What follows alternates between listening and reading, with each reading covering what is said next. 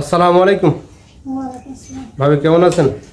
ভালো আছি, আপনি ভালো আছেন? আলহামদুলিল্লাহ। গাভী এখন মূলত কয়টা? একটা। একটা। আর তো সাথে ষাঁড় পুষছেন। জি, আহ, দুটা সার আছে। এ বছরটা তো বকন হয়েছে। জি, গতবার যখন ওই গাভীটি, এই লাল গাভীটি ডাকে এসেছিল তখন কাকে ডাকছিলেন? মোহনবাগি। কোন কোম্পানি বীজ ব্যবহার করেন বলতে পারবেন? এসিআই।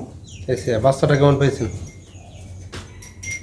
বাচ্চাটা ভালোই পেয়েছে একটা, আর ওই আসসালামু আলাইকুম প্রিয় খামারি ভাই ও বোনেরা, আশা করছি সকলেই ভালো আছেন। এই যে আমার হাতে সুন্দর একটি বাছুর, এটা এসেছে এসিআই সিমেন্ট ব্যবহার করা গাভী থেকে।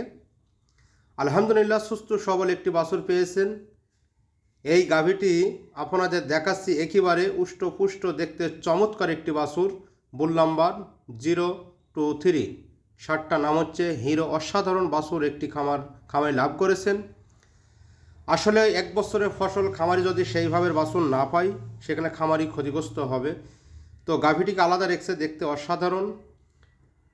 আসলে একই জায়গায় গাভী এবং ষাঁড় একত্রে রাখা উচিত না, এই জন্য উনি সেপারেট রাখছে। এটা আমার খুবই ভালো লাগছে, এটাই নিয়ম। খামারির সাথে একটু কথা বললাম, উনি জানালেন একই গোয়াল ঘরে দুইটা ষাঁড় গরু আছে এবং এই গাভীটিও আছে। যেহেতু আমি সেপারেট করে রাখছি, যেহেতু দূরে রাখছি, আশা করি সমস্যা হওয়ার কথা না। আসলে এটাই কিন্তু নিয়ম, এটাই কিন্তু বাস্তব। একই গোয়াল ঘরে ষাঁড় এবং গাভী পালন করা, এখানে কিন্তু বারবার রিপিট ব্রিডিং হতে পারে, যে প্রজনন করা হচ্ছে, প্রজনন রাখতেছে না, এটা কিন্তু একটি বড় একটি দিক। তো যে বাছুরটি দেখতে পাচ্ছেন, এই বকনা বাছুরটি, এই বকনা হয়েছে এসিআই সিমেন্টের 23 নাম্বার বুলের হিরো সিমেন্ট। অসাধারণ একটি বাচ্চা লাভ করেছে। তা আমি বললাম যে গাভী যেহেতু আপনাদের একটা, আর এই বকনা বাছুরটিকে আপনারা অবশ্যই গাভীতর করবেন, এতে করে আপনার দুইটা গাভী হবে এবং এতে করে আপনি তাড়াতাড়ি খামারির উন্নয়ন ধরে রাখতে পারবেন। তো আমার সবচেয়ে ভালো লাগছে,